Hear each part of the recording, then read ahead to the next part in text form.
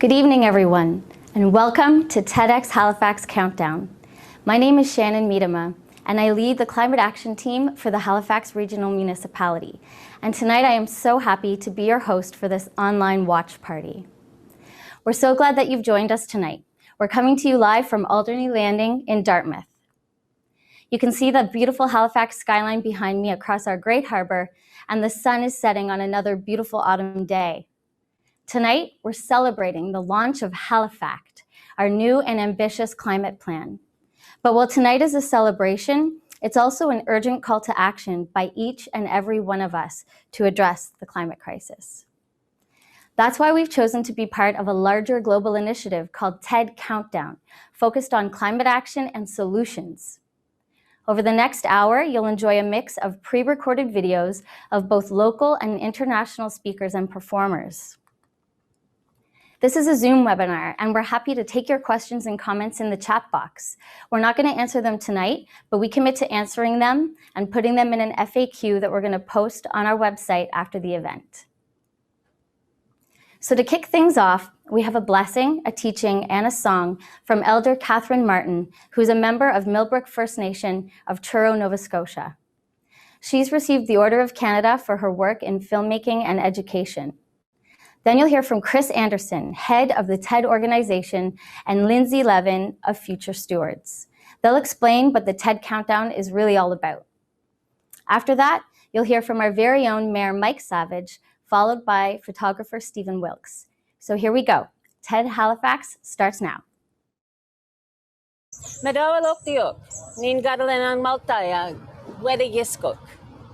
Hello, my name is Catherine Ann Martin, and it's a beautiful day, and I welcome everybody to the beautiful grounds of the Parade Square. Whenever we gather, and we have gathered for all kinds of events as Mi'kmaq, we gather to honor our way of life. And here, I welcome everybody to the unceded territory of my ancestors, the Olnuk, the Mi'kmaq as we know them today. This is the chant that we understand that was to be sung when you were coming in and greeting people. Ego, igane, ego.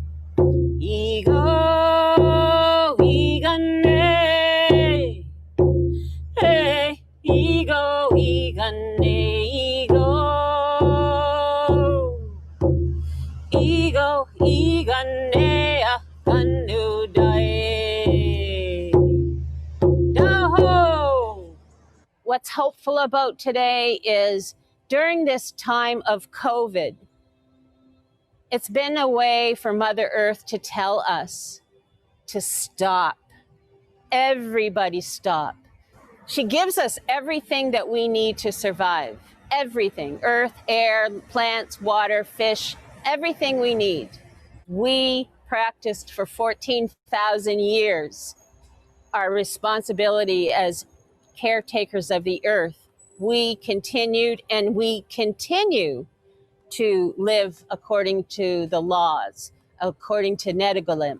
If we went back to Nedigalimp and we went back to the concept of sharing and only taking what we need, we might be able to preserve this earth for our generations that are all around us, asking us to please do this.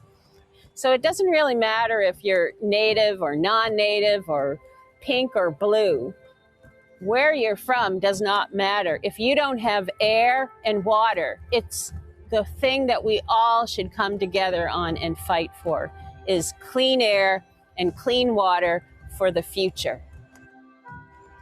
Walaliok. Walaliok. Welcome to TEDx Countdown. This event is one of more than 500 mainly virtual gatherings taking place over these days and weeks in over 90 countries, all part of Countdown's global launch. But what on earth is Countdown, and what are we hoping to achieve? Countdown is a massive collaboration to bring together every citizen of planet Earth who wants to do something about the single biggest crisis we face. From wildfires to hurricanes to flooding, our destabilized climate is already causing terrible damage. But the good news is there are many, many people working with creativity and determination to help us find our way through. TED has never attempted anything at this scale before. We couldn't have made Countdown happen without the amazing TEDx community, including those who are joining us for the first time. We also couldn't have done it without the incredible partnership with Lindsay's group, Future Stewards, which brings together many people and organizations right at the forefront of the battle against climate change. Honestly, seeing everyone come together to make today possible has been unbelievably exciting and heartwarming. When we think about the challenge of climate change, two things stand out starkly. One, we've pushed our home, the Earth, to its limits. Two, today's crises are all interconnected. The climate crisis is also a health crisis because of the dirty air and polluted water that sickens or kills millions of people every year. It's a crisis of equity, justice, and livelihoods, with the most vulnerable being the most affected. And it's a crisis of purpose and meaning. Our goal is that all of us will walk away with a clear picture of what it will take to tackle this terrifying problem. Because although it's really complicated, there's actually a simple way to think about it. We, Earth citizens, have to stop sending greenhouse gases into the atmosphere, and we have to figure out ways of reabsorbing the excess emissions that are already up there. Picture it this way. Our beautiful planet is being overheated by a pollution blanket of CO2 and other greenhouse gases. When you zoom in, that pollution is coming from 5 major sectors: energy, transport, industry, food, and our misuse of nature. Scientists agree that we have to cut our emissions in half in the next 10 years. That's what Countdown means. Count emissions down. And at the same time that we're doing that, we're counting down to a clean, beautiful, exciting future. What excites me most about Countdown is the chance to invite people everywhere to ask the same question. How can we make a difference? To discover that instead of feeling hopeless and helpless, we can actually do this. Yes, it's urgent. Yes, it's serious. But there's real momentum underway, not spoken about nearly enough. We are poised on the edge of a revolution in innovation and job creation. This is an amazing moment because we all get to decide. What do we stand for? Do we love ourselves and our home enough to preserve it for the future? I believe we do. It's at once a burden and a sacred privilege, and it's ours to do. If you'll commit this time, we think this is a day you could remember for the rest of your lives. Thank you so much for being part of it. And so, let the countdown begin. Hi, I'm Mayor Mike Savage in Halifax, and I'm so excited to be partnered with TED for the launch and celebration of HalifACT, our climate action plan, and to be participating in the TED Global Climate Countdown. As you know, here in Halifax, our climate is changing, posing risk to health, economic growth, safety, livelihoods, and, of course, our natural world. So the time to act is now. If we don't make significant changes by 2030, we won't be able to adapt to the impacts. That's why we created HalifACT, Acting on Climate Together.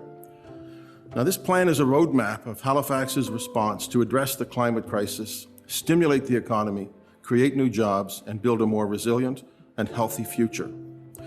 Today, we face multiple global challenges. We have a social justice challenge, embodied by Black Lives Matter and the need to move on Indigenous issues. We also, of course, have the COVID-19 pandemic and the longer-term climate change crisis. There is no vaccine for climate change. The only solution is deliberate, meaningful action. So we have an opportunity to rebuild from these challenges in strategic ways that will drive our economy more sustainably and help us be better equipped to tackle and prepare for climate change. The actions we must take are significant, and they will change the way that we live and do business. They have to. Importantly, many of the actions in HalifACT will result in social benefits, contributing to building stronger, more inclusive, equitable, and vibrant communities. We're already taking action, working on an electric vehicle strategy, a new retrofit program for municipal buildings, our own, which will bring us closer to meeting our net zero municipal target by 2030. Cities and stakeholders across the country have been abuzz about HalifACT, and I can't tell you how proud I am of the leadership and the ambition that our council and our amazing staff have shown in adopting this plan. Things don't always pass unanimously through Halifax Council, but HalifACT did, because we know that we need to come together and mobilize our communities to seriously address climate change. It's our opportunity to be a climate change action leader in North America. And if we deliver on this plan, we will be a true climate leader. Now, the success of HalifACT ultimately depends on our collective efforts. We need all of you, our citizens and our partners, to continue to come together and take action on this issue. People can affect change, and they can choose alternatives that align with climate change efforts. Every single small action matters, especially when we do it together.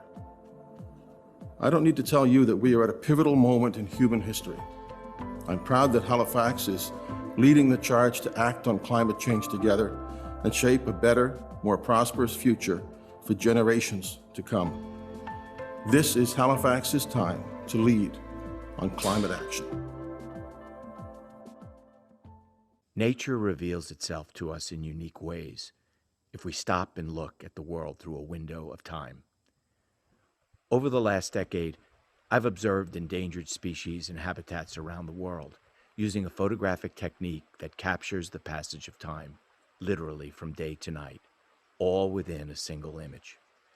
It has allowed me to witness the fleeting moments between wildlife and the natural habitat as time changes over the course of a single day. In the Serengeti, during a 5-week drought, I discovered a watering hole and watched for 26 hours diverse and competitive wildlife calmly share our planet's most precious resource, water. On Lake Bogoria in Kenya, I photographed the great migration of flamingos.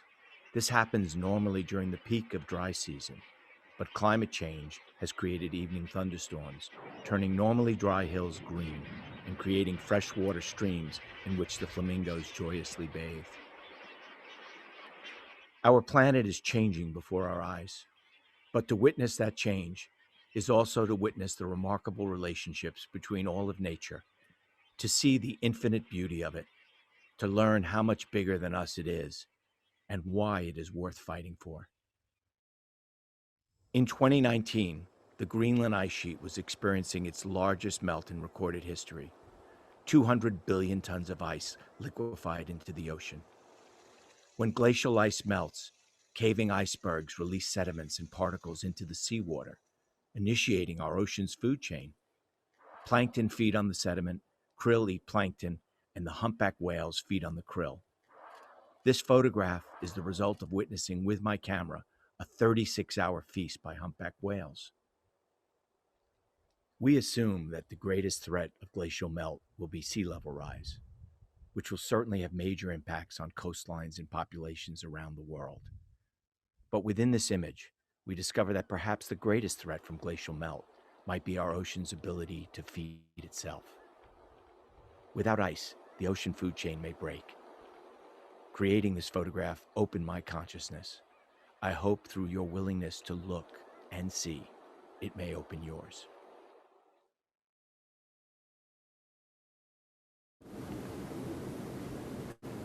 We're back live with TEDxHalifax, and I hope you enjoyed that first series of videos.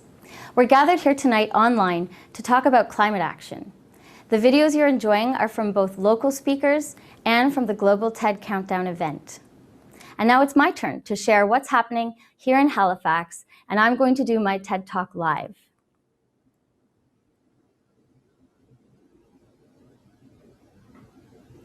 Many of you watching probably know a thing or two about climate change. Some of you may be very worried about it. Some of you may be wondering what all the fuss is about.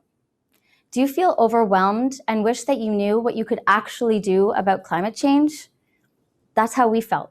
So we went out and we engaged with climate scientists, engineers, industry, and our citizens to come up with a plan to answer this question for our municipality. And I'm so happy to be here to talk to you about our new climate action plan, what the HalifACT movement is all about, and what you can do to help. When it comes to Climate Change 101, there are plenty of online resources that cover how and why it's happening. But the important thing to understand is that climate change is affecting people here in Halifax and around the world right now. It's already affecting our weather.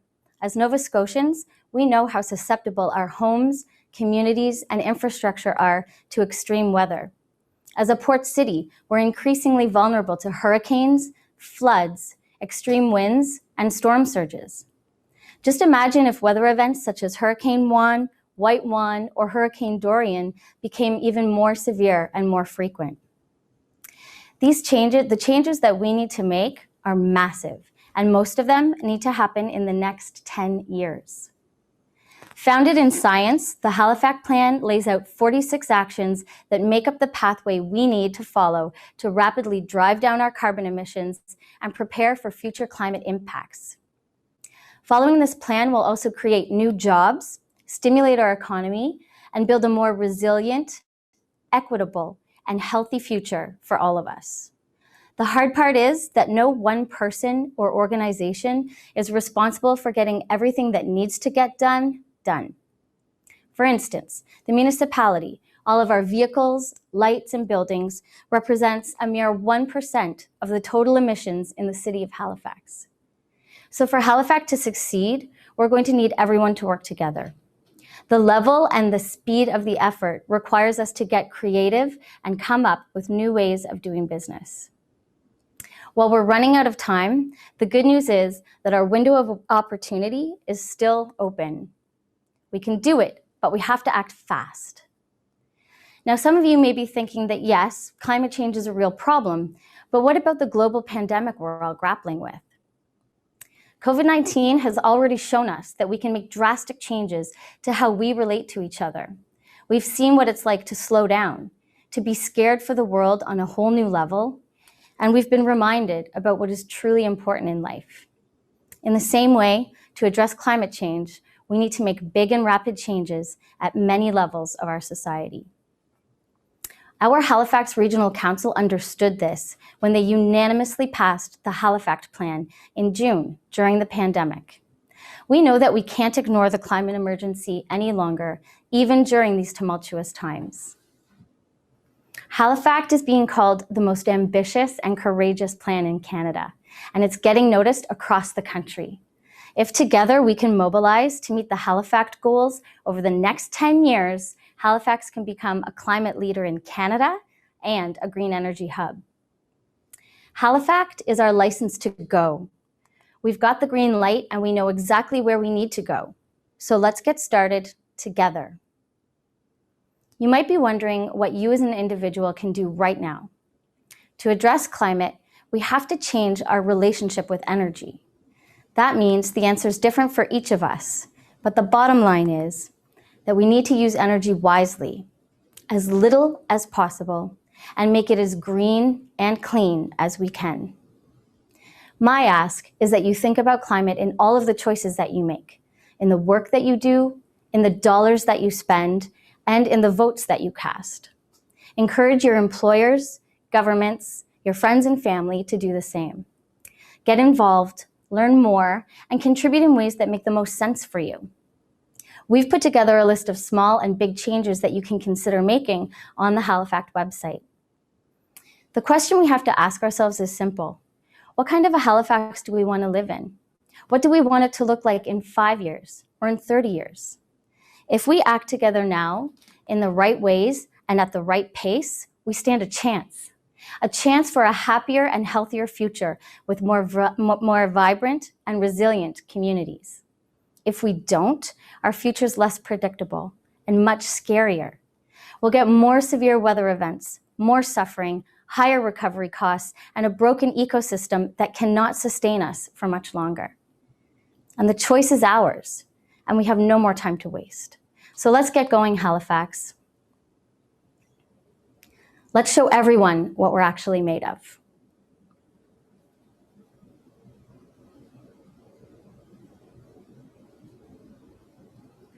The next set of videos starts with a short piece called Count Us In that will showcase many ideas for how you can get going on addressing climate change. After that, we'll roll some footage of the youth climate strike that recently took place here in downtown Halifax.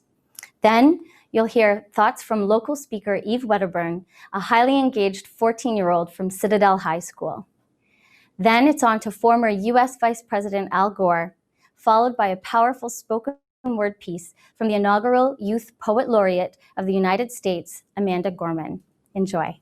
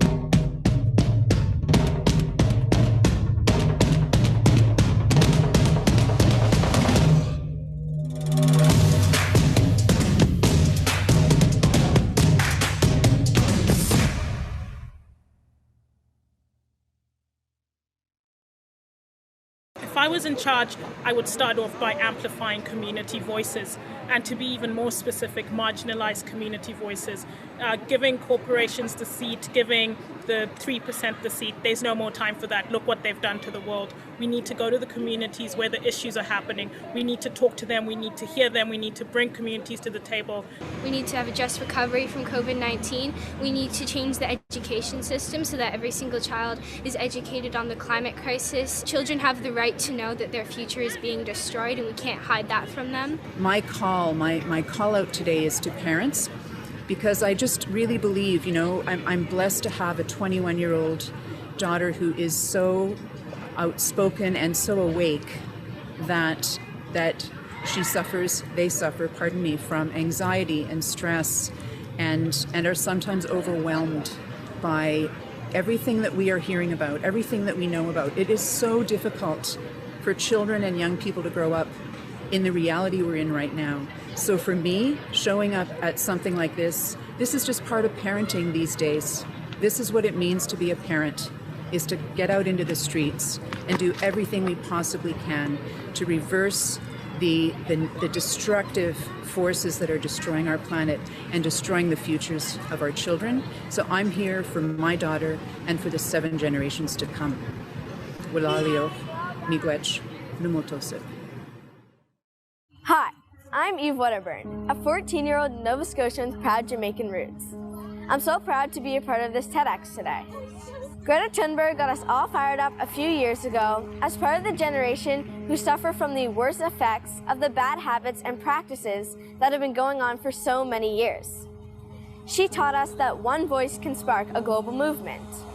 And that one voice is now many voices, our voices. We protest, we use our social media to share information, and we are not afraid to make demands of our government because they represent all of us. Now, things are getting better with climate change, but the usual suspects that are still contributing to our climate crisis are still present, and we cannot forget that. Especially the continued use of fossil fuels. We need to do better. While we think about the many issues that contribute to climate crisis, we must not forget about environmental racism, which reflects two of the world's biggest struggles. So what is environmental racism?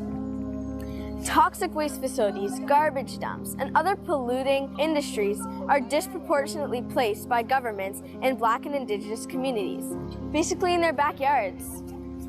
And why is that?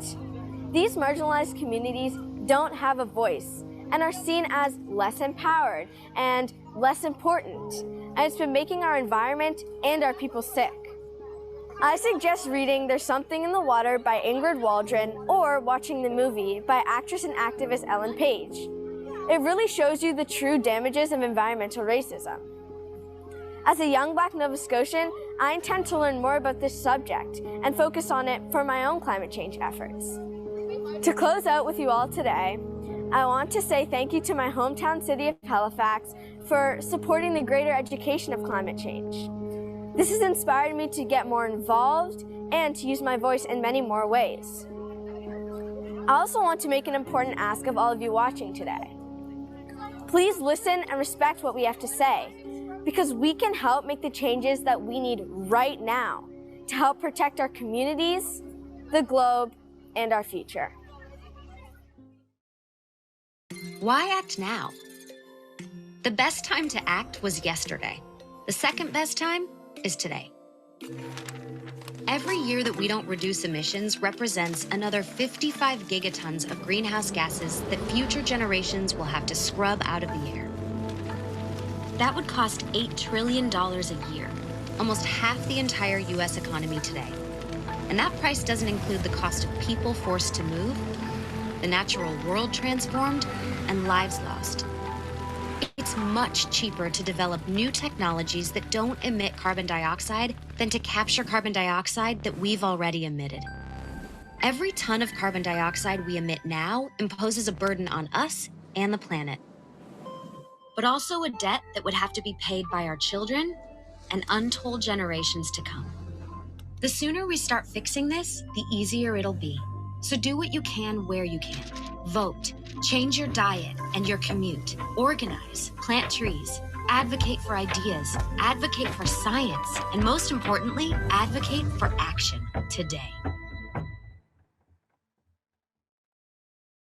Hello, everyone. I'm Al Gore, founder and chairman of the Climate Reality Project.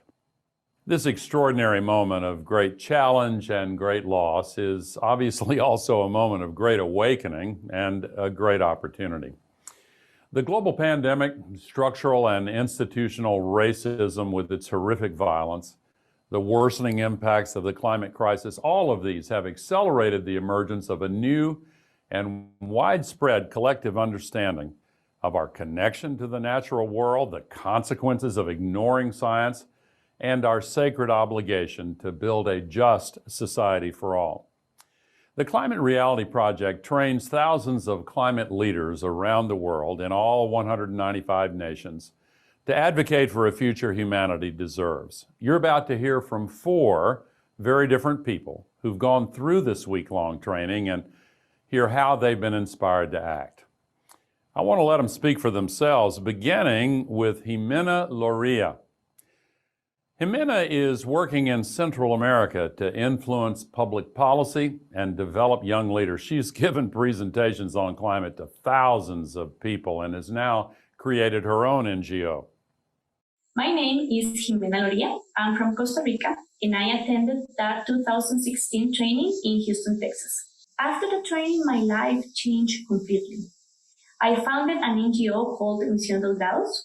My job has been focused on four main important topics: people sensibilization on climate change, supporting the B Corp movement, incidents in public policy, and development of young leaders in environmental matters.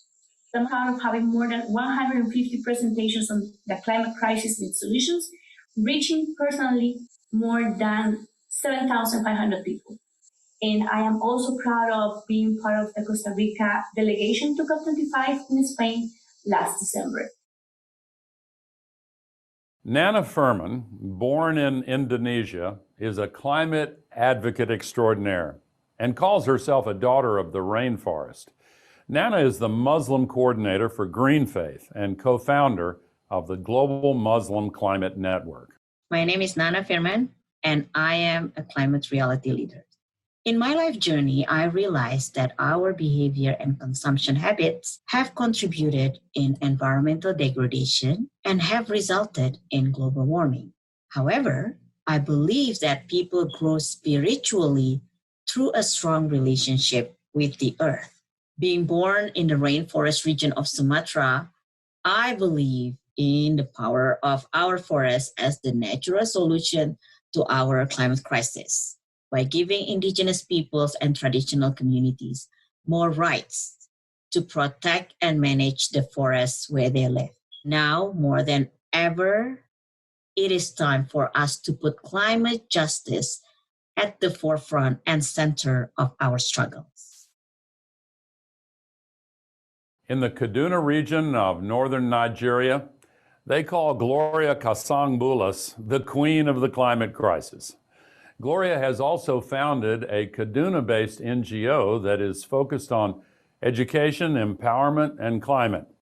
My name is Gloria Kasangbulas. I came across a climate reality training and I applied for it in 2017. And that helped me to be able to build my capacity afterwards. And then it brought up my passion in climate action. I'm really very proud of some of my achievements. And one of my achievements is reaching out to children. Another achievement I'm proud of is bringing the media together to talk about climate change, to have quarterly discussions on climate change. Some works that I have done around climate change that really makes me proud of being a climate reality leader and a climate activist.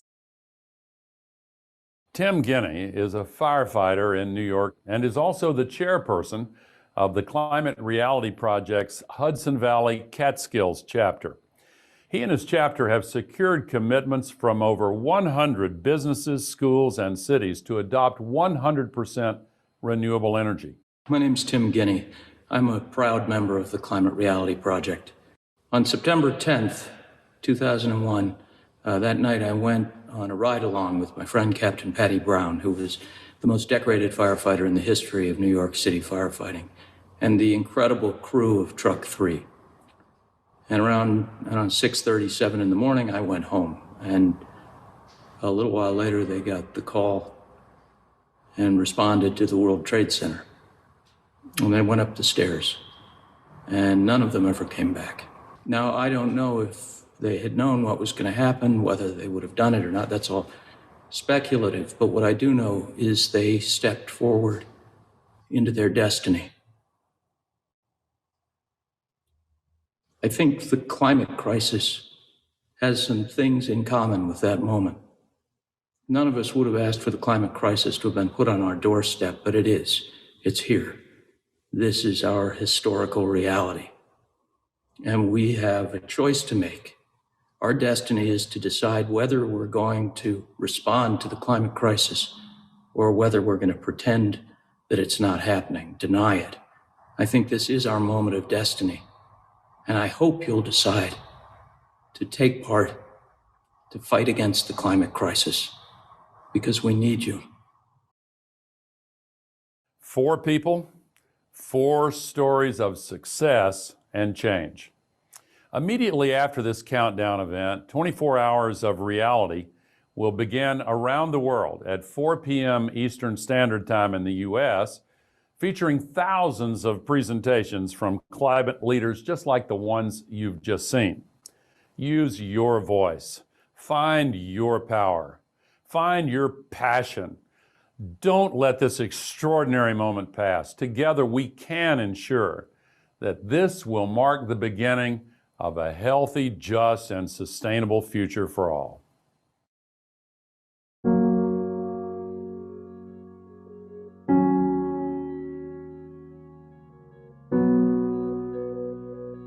On Christmas Eve, 1968, astronaut Bill Anders snapped a photo of the Earth as Apollo 8 orbited the moon.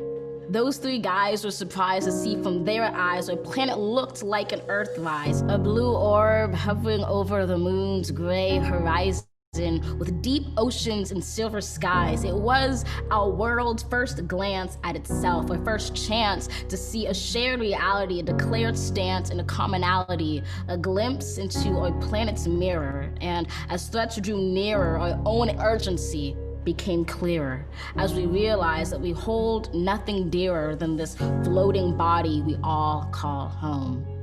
We've known that we're caught in the throes of climactic changes some say will just go away, while some simply pray to survive another day. For it is the obscure, the oppressed, the poor who, when the disaster is declared done, still suffer more than anyone. Climate change is the single greatest challenge of our time. Of this, you're certainly aware. It's saddening, but I cannot spare you from knowing an inconvenient fact, because it's getting the facts straight that gets us to act and not to wait. So I tell you this not to scare you, but to prepare you, to dare you to dream a different reality where, despite disparities, we all care to protect this world, this riddled blue marvel, this little true marvel, to master the verve and the nerve to see how we can serve our planet. You don't need to be a politician to make it your mission to conserve, to protect, to preserve that one and only home that is ours. To use your unique power to give next generations the planet they deserve. We are demonstrating, creating, advocating. We heed this inconvenient truth because we need to be anything but lenient with the future of our youth. And while this is a training in sustaining the future of our planet, there is no rehearsal. The time is now, because the reversal of harm and protection of a future so universal should be anything but controversial. So, Earth, pale blue dots, we will fail you not. Just as we chose to go to the moon, we know it's never too soon to choose hope. We choose to do more than cope with climate change. We choose to end it. We refuse to lose. We do this and more, not because it's very easy or nice, but because it is necessary. Because with every dawn, we carry the weight of the fates of this celestial body orbiting a star. And as heavy as that weight sounded, it doesn't hold us down, but it keeps us grounded, steady, ready, because an environmental movement of this size is simply another form of an Earthrise. To see it, close your eyes, visualize that all of us in this room and outside of these walls or in these halls, all of us change makers, or in a spacecraft floating like a silver raft in space, and we see the face of a planet anew. We relish the view, we witness its round green and brilliant blue, which inspires us to ask deeply, wholly, what can we do?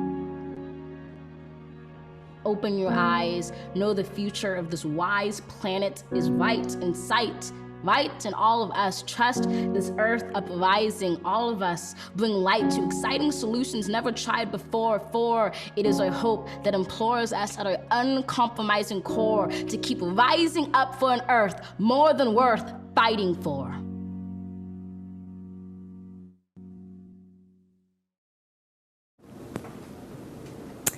We're back live at TEDxHalifax, and wow, we hope you're enjoying these videos as much as we are.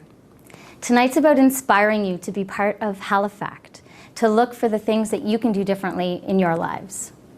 When we were putting together this event, we really wanted to stay focused on the future and what we need to do together.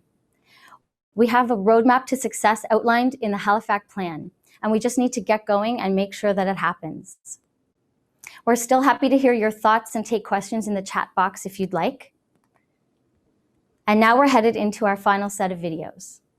We'll start with a TED animation that explains what we mean by net zero, and then we'll watch a TED Global session from John Gore and Hal Harvey on the need for fast and effective policies and plans to reach our climate goals. Following this is one of our favorite local videos, a dance performance by Element Dance Studio in Bedford. This piece was choreographed by the dancers as a creative expression to remind us that we must rise to the challenge of climate change and support each other along the way. This will be followed by a TED session focused on ensuring that our climate actions are equitable to all, prioritizing the most vulnerable. We'll learn about inspiring community-led action on green, safe, and affordable housing. Finally, we're excited that Halifax's very own Neon Dreams recorded their song, Sick of Feeling Useless, especially for this event. So let's roll the final set of videos. What is net zero? We release 55 gigatons of greenhouse gases into the air every year. To stop global warming, we have to get our greenhouse gas emissions down to zero. But for every country to immediately shut down all greenhouse gas releasing activities would be an enormous challenge, especially since some countries have built up an economic head start with no restrictions. So instead, we can use an approach called net zero. Net zero means that for every molecule of greenhouse gas we put into the air, we also take one out, making our net emissions zero. Net zero requires us to make big changes today, use less, more efficiently, and even bigger technological changes for the future, like replacing all greenhouse gas emitting activities with clean ones. We'll also have to capture greenhouse gases from the air and store them permanently. And yet, net zero is our best chance for a sustainable future. Hello, Hal. John, nice to see you. Nice to see you too. So, John, we've got a big challenge. We need to get carbon out of the atmosphere. We need to stop emitting carbon, drive it to zero by 2050. We need to be halfway there by 2030. Where are we now? As you know, we're dumping 55 billion tons of carbon pollution in our precious atmosphere every year as if it's some kind of free and open sewer. To get halfway to zero by 2030, we're going to have to reduce annual emissions by about 10% a year. And we've never reduced annual emissions in any year in the history of the planet. So let's break this down. 75% of the emissions come from the 20 largest emitting countries and from 4 sectors of their economy. The first is grid, second transportation, the third from the buildings, and the fourth from industrial activities. We've got to fix all those at speed and at scale. It is now cheaper to generate electricity from clean energy sources than from dirty energy sources to create electricity. And what that does is it means it's possible to decarbonize the grid and then use that clean electricity to run everything else in the economy. So an electric vehicle charged off a clean grid is a clean vehicle. An electric house run off of a clean grid is a clean house, and so forth. So the shorthand I like to use is decarbonize the grid and electrify everything. This can happen at a much more rapid pace because of the dramatic declines in clean energy. Solar energy has dropped 80% in price in the last decade, and wind has dropped by half. The point is we have the technologies for a big step to get this going. The concurrent demand means we have to stop building polluting cars. We have to stop creating more internal combustion engines and more leaky houses and more dirty factories, because those are a drag on our ability to decarbonize the entire economy. Well, I think a key question, Hal, is do we have the technology that we need to replace fossil fuels to get this job done? And my answer is no. I think we're about 70, maybe 80% of the way there. For example, we urgently need a breakthrough in batteries. Our batteries need to be higher energy density. They need to have enhanced safety, faster charging. They need to take less space and less weight. And above all else, they need to cost a lot less. In fact, we need new chemistries that don't rely on scarce cobalt. And we're going to need lots of these batteries. We desperately need much more research in clean energy technology. The U.S. invests about $2.5 billion a year. Do you know how much Americans spend on potato chips? No. The answer is $4 billion. Oh. Now, what do you think of that? Upside down. But this all comes together, in my opinion, in the realm of policy. We need dramatic accelerants, is what you're saying. Accelerants in R&D, but also accelerants in deployment. Deployment is innovation because deployment drives prices down. The right policy can turn things around, and we've seen it happen already in the electricity sector. So electricity regulators have asked for ever cleaner sources of electricity, more renewables, less coal, less natural gas. And it's working. It's working pretty brilliantly, actually, but it's not enough. So the German government recognized the possibility of driving down the price of clean energy. And so they put in orders on the books. They agreed to pay an extra price for early phases of solar energy, presuming the price would drop. They created the demand signal using policy. The Chinese created a supply signal, also using policy. They decided that solar was a strategic part of their future economy. And so you had this unwritten agreement between the two countries, one buying a lot, the other producing a lot, that helped drive the price down 80%. We should be doing that with 10 technologies or a dozen around the world. We need policy as the magic sauce to go through those 4 sectors in the biggest countries, in all countries. And one of the things that animates me is that this requires people who are concerned about climate change, which should be everybody. Those folks have to apply their energies on the policies that matter with the decision makers who matter. If you don't know who the decision maker is to decarbonize the grid or to produce electric vehicles in the policy world, you're really not in the game. I want to tell you another story that involves policy, but importantly, plans. Now, Shenzhen is a city of 15 million people, an innovative city in China, and they decided that they were going to move to electric buses. And so they required all buses be electric. In fact, they required parking spots have chargers associated with them. So today, Shenzhen has 18,000 electric buses. It has 21,000 electric taxis. And this goodness didn't just happen. It was the result of a thoughtful, written 5-year plan that isn't just a kind of campaign promise. Executing against these plans is how mayors get promoted or fired. And so it's really deadly serious. It has to do with carbon, it has to do with health, with jobs, and with overall economic strength. The bottom line is that China today has 420,000 electric buses. America has less than 1,000. So I think the question is, does the world have a 5-year plan or a 10-year plan? And I would say to you, we have goals, but we don't really have a plan. What we need are a couple dozen precision policy campaigns and amazing entrepreneurs with awesome teams that are well-funded and focused with measurable objectives and key results to solve this problem in the 20 largest emitting countries. We might be able to get there. What's your view? Do you think we're going to make it? I'm an optimist, John. I've seen this possible. I've seen when nations decide to do great things, they can do great things. I mean, think of America's rural electrification or the interstate highway system we built. Those are huge projects that transformed the country. What we did prepping for World War II, we built 300,000 airplanes in 4 years.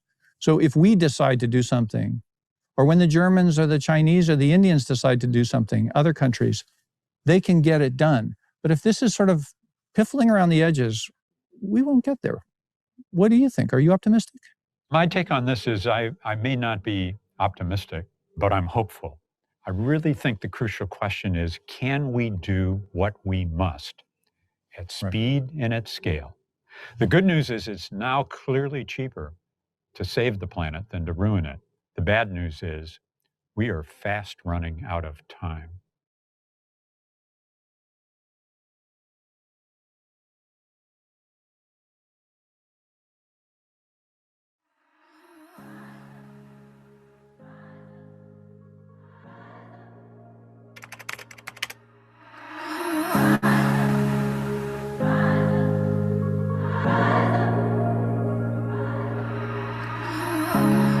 Broken down and tired of living life on the merry-go-round, and you can't find a fighter, but I see it in you, so we gon' walk it out.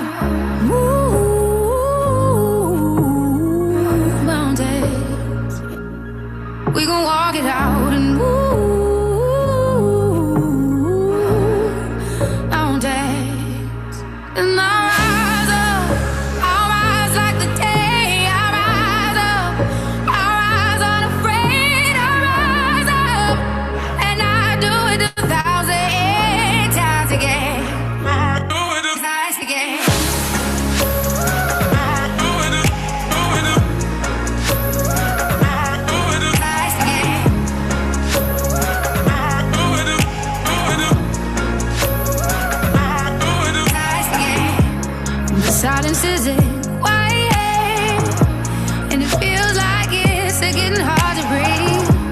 And I know you feel like dying, but I promise we would take the world to its feet. Mountains, bring it to its feet.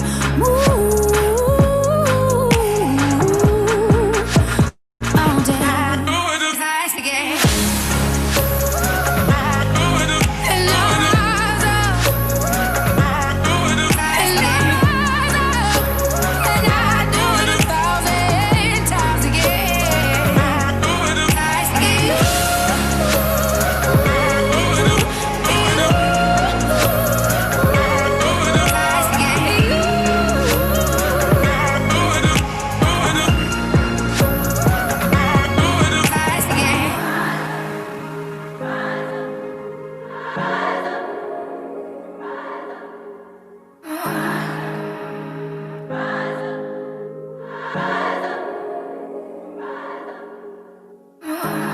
You're broken down and tired of living life on the merry-go-round, and you can't find a fighter. Rise again.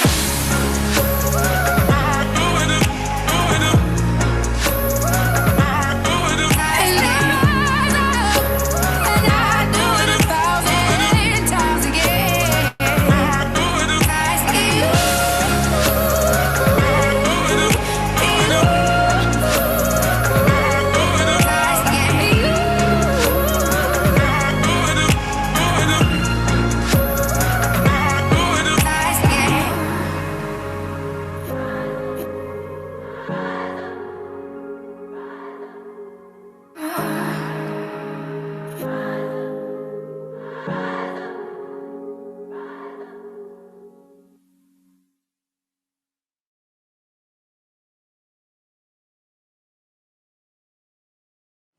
Home. It's where we celebrate our triumphs, make our memories, and confront our challenges. And these days, there are plenty of those. An historic pandemic, wildfires, floods, and hurricanes all threaten our basic safety. These challenges hit even harder in communities that have been cut out of equal opportunities. In the U.S., unfair and racist housing policies called redlining have for decades forced Black, brown, Indigenous, and poor white families into areas rife with toxic chemicals that make people sick. They are surrounded by concrete that traps heat. Extreme temperatures demand more cooling, more money, more energy, more carbon. Our problems are interconnected.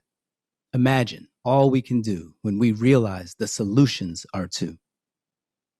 At the Solutions Project, we've seen that some of the people most impacted by COVID-19, least likely to have a steady place to call home, and most affected by the damage to our climate are already working on effective and scalable solutions.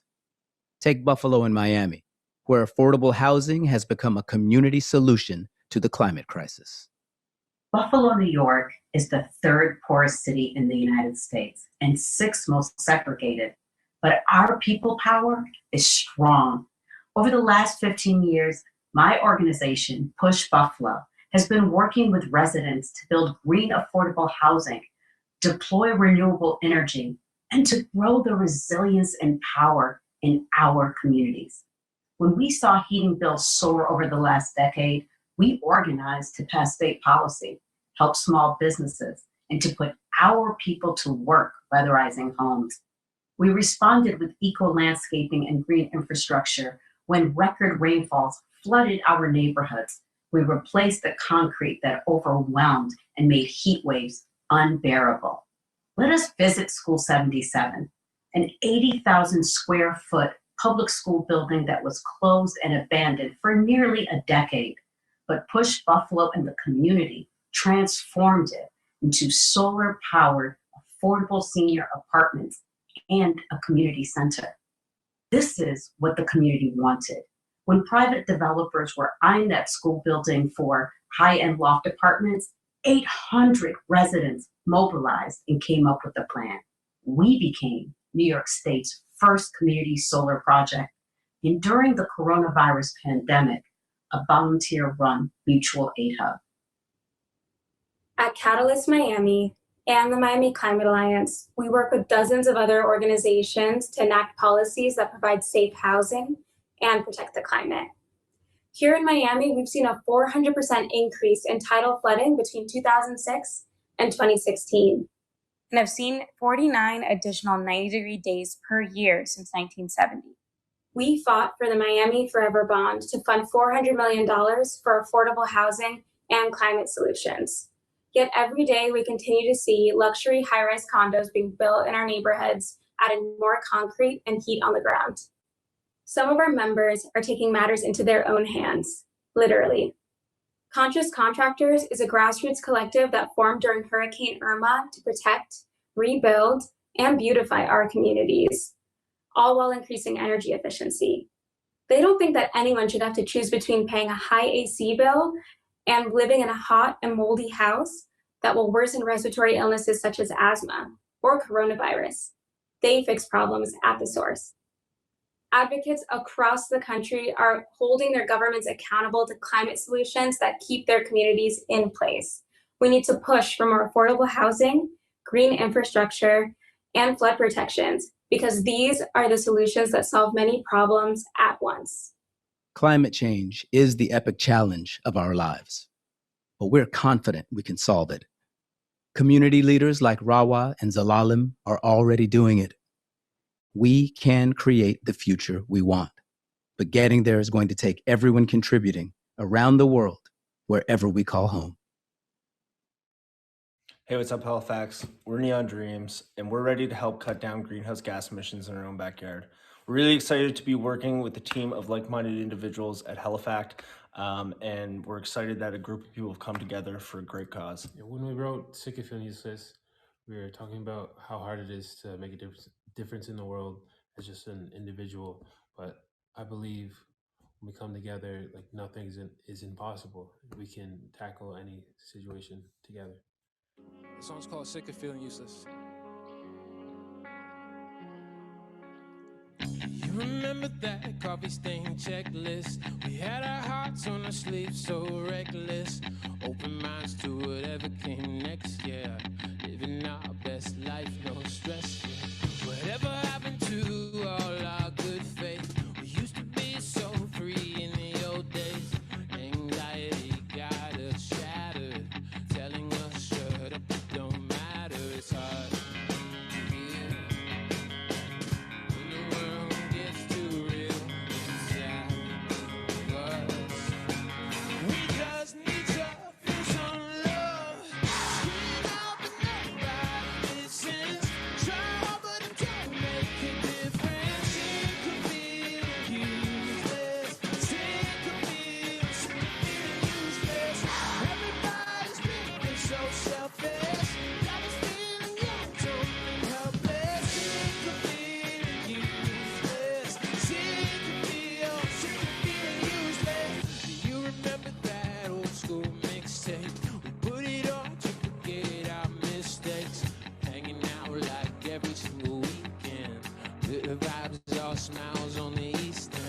Can we find our way back to those nights?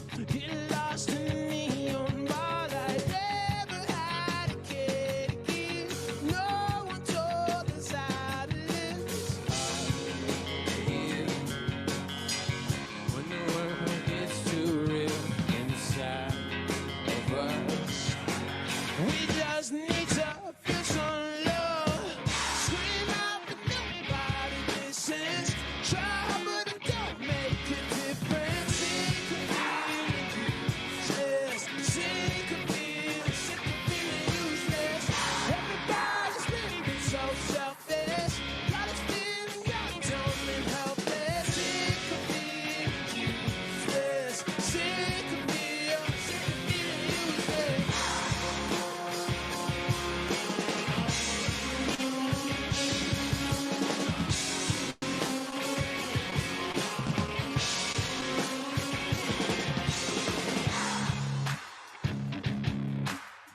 I hope you guys are still with us. If you are, throw some hearts in the comments right now. Hey. I know how I was feeling when we wrote this. If you're feeling the exact same way as us, I want you to sing with us. Sing loud. Hey, hey. Scream out, but nobody listens. Try, but it don't make a difference. Sick of feeling useless. Sick of feeling useless. Everybody's living so selfish. Got us feeling young, dumb, and helpless. Sick of feeling useless. Sick of feeling useless.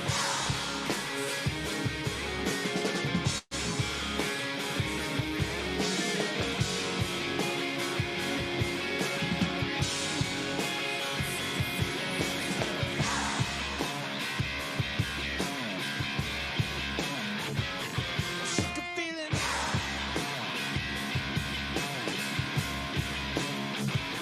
sick of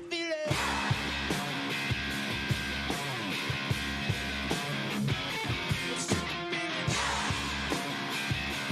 useless.